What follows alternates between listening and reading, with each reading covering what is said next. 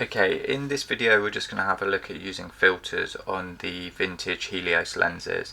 So if you watch this channel, you know I'm using the Panasonic GH6 and I like that camera and I like the MFT format because you can mount tons of like kind of old lenses to them. So I'll link up into the corner if you want to see how I kind of attach these lenses to the camera. But in this video specifically, I just wanted to have a look at attaching filters to them. So there's not a great deal of information out there on what kind of threads they use. So I've got the Helios 44M here, and this one is the Helios 44-2.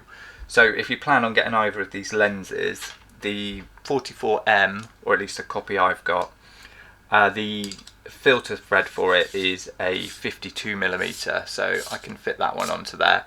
And I'm just using, what I'll always use is just step up and step down rings. I'll leave a link in the video to various ones you can get.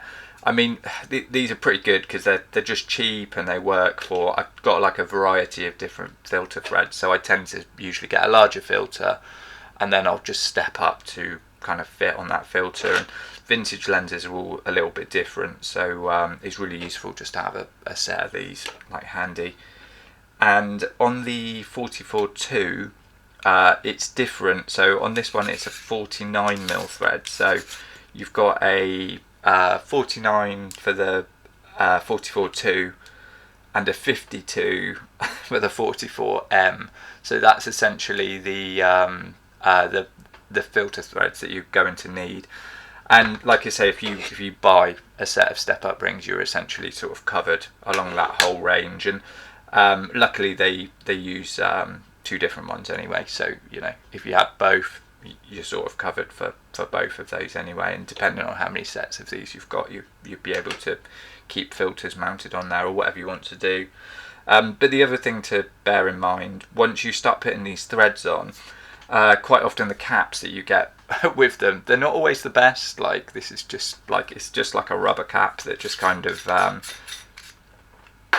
they just kind of sit on there, you know, so it's not particularly great cap anyway. But obviously once you put this on, that's not going to go back on in any way. So what you could do is either get some of these cheap adjustable kind of like plastic clip-on covers, so you've got that, and then you know, just to keep bits out of the lens and everything, it's worth having.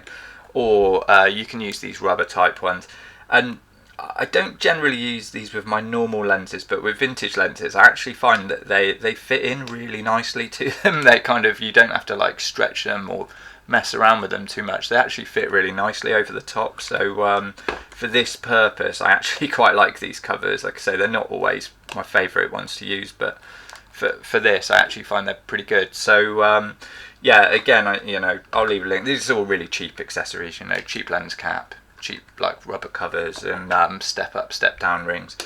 And yeah, that'll give you like a little bit of flexibility then with your lenses. Like I say, you can you'll probably want to use ND if you want to use these during the day and you want to get that like real kind of thin depth of field, then you'll be wanting to use probably an ND filter with these. So it's useful to know what filter threads they use and be able to kind of step it up to whatever variable ND you're using, or whatever ND filter.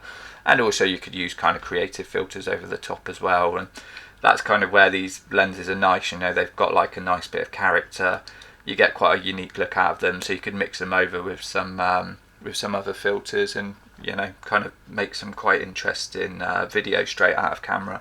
So hopefully that's been helpful. If it has, give the video a like. If you want to see more content like this, then please subscribe.